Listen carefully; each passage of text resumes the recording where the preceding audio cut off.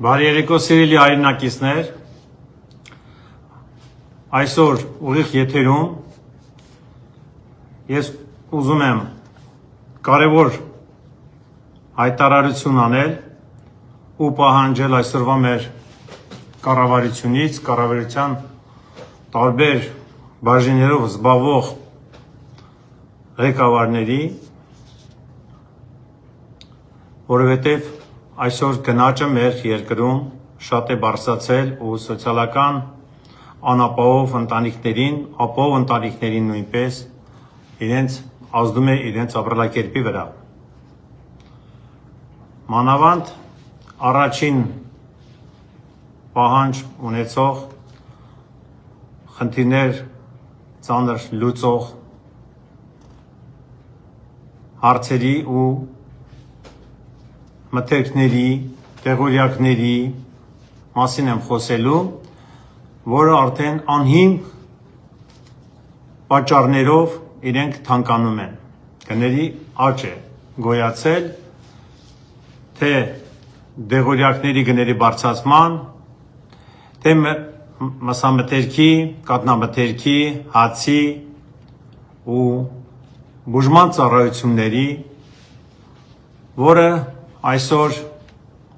շատ մարդիկ են դիմել պարոն Արձականյան, խնդրում ենք դուք ձեր կուսակցության անունից, որպես հայրենասեր հայ, խոսեք, խնդրում ենք այդ մասին, որ այսօր մեր կառավարությունը ու մեր պատգամավորներն էլ ուշադիր լսեն, ոչ թե մենակ խորհրդարանում իրար վիրավորեն ու վիճեն, են թանկարժեք ժամանակը նվիրեն, չգիտեմ ինչի, տարբեր բանավեճերի, այլ ես խորհուրդ կտամ տարբեր հարցեր, որպես քաղաքական ճանապարհ անցած մարդ ու քաղաքականության մեջ գտնվող հայրենասեր Տիգրան Արձականյան ու շատ հարցեր են ծագել, ինչու այսօր մենք չունենք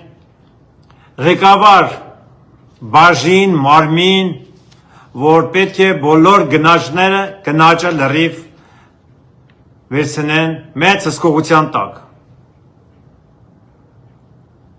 Այսօր այն իրավիճակը չէ մեր մարդկանց մոտ, մեր հայրենասեր հայերի մոտ, մեր ժողովրդի մոտ,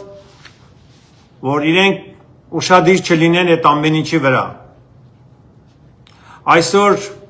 գնաճի պատճառով շատ մարդիկ դիմում են բանկերի։ Մեր բանկերն էլ այսօրվա ասեմ ձեզ, պինդ ուժեղ կառույցներն են, ես ուրախ եմ դրա համար,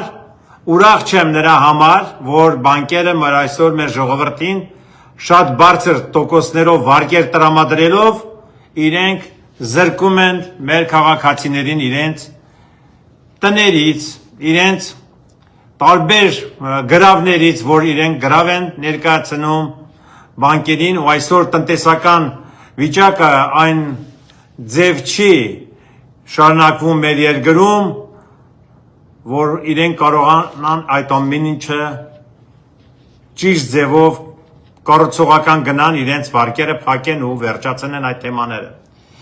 Այդ շատ է ազդում այսօր այդ թանկ տոկոսով վարկերը մեր ժողովրդի վրա։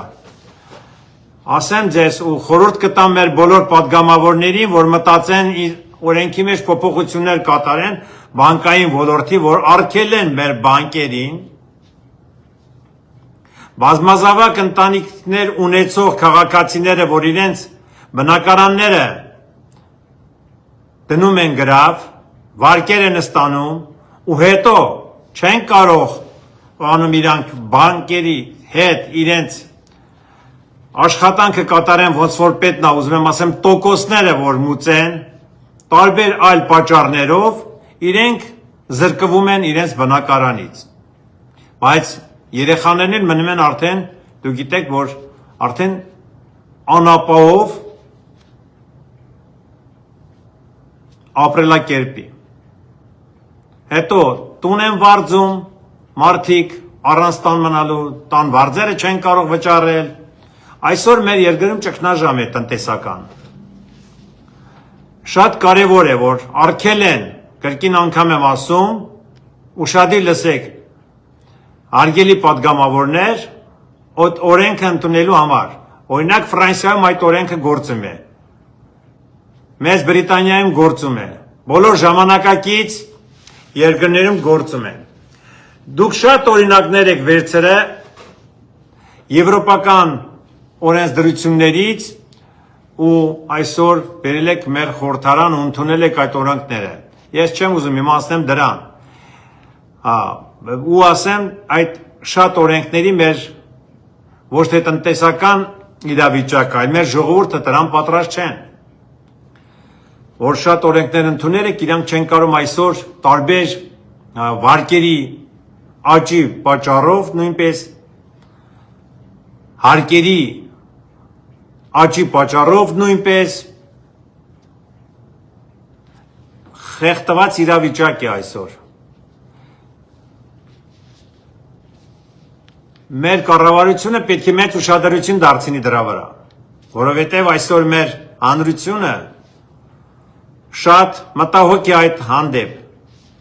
Իրենք այսօր զգում են մեր պետության պահանջները,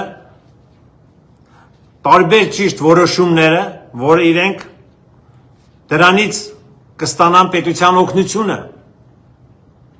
Պետության օգնության կարիքը այսօր մեր ժողովուրդը շատ ունի։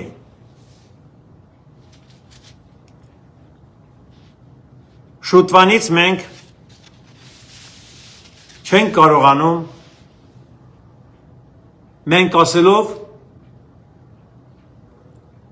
են մեր երկրի մասին մտածող, տանջվող մարդիկ պարտադիր չէ իրանք կուսակցական լինեն, այլ կուսակցության անդամներ կամ չգիտեմ ինչ պաշտոններ ունենան, որ կարողանան հույսը դնեն այսօրվա պետության վրա, որտև գիտենք, որ մենք այսօր մեր առաջին անհրաժեշտ գործերից մեկը այն է, որ պետք է խաղաղության պայմանագիր կնքենք թշնամի Ադրբեջանի հետ, թշնամի հարևանի հետ, որ նոր կարողանանք ամեն ինչ բերենք կարգի։ Մենք այսօր ավանդական շնորհավորում ենք իրենց ռելիգիոզ տոները, թե Թուրքիայի, թե Ադրբեջանի Կուրբան, Բայրամ տոները նշում ենք, բայց մի օր մենք չլսեցինք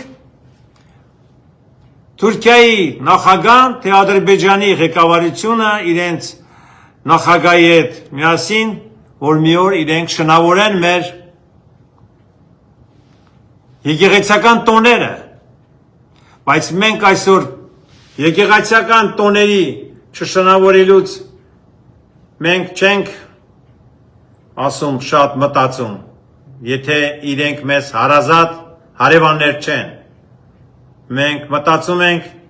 նրա մասին, որ մեր ղեկավարությունը սկզբից պետք է մտածի մեր հոգևոր արժեքները բարձրացնելու համար, մեր եկեղեցիների կողքը լինելու համար, ոչ թե քննադատելու, բոլորովին մենք իրավունք չունենք մեր եկեղեցիների քննադատել։ Մենք կարող ենք արդեն ասեմ, որ եթե շատ լավ առաջարկներ ունենք, առաջարկներ տանք ու ոչ թե հայտարարենք բոլոր աշխարհին, մեր եկեղեցին այսպիսի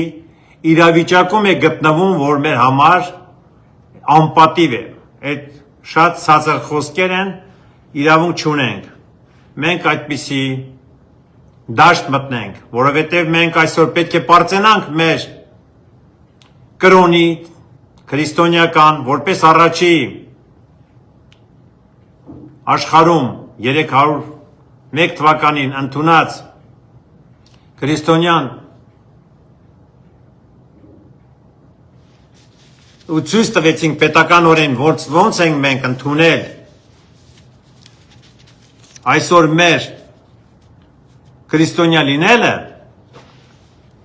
ու բոլոր աշխարհի տարբեր երկրների մենք օրինակ ենք ցույց տվել ու այսօր մենք քննադատ ենք։ Ես չեմ ուզում շատ խորանամ, այդ ուղղությամբ,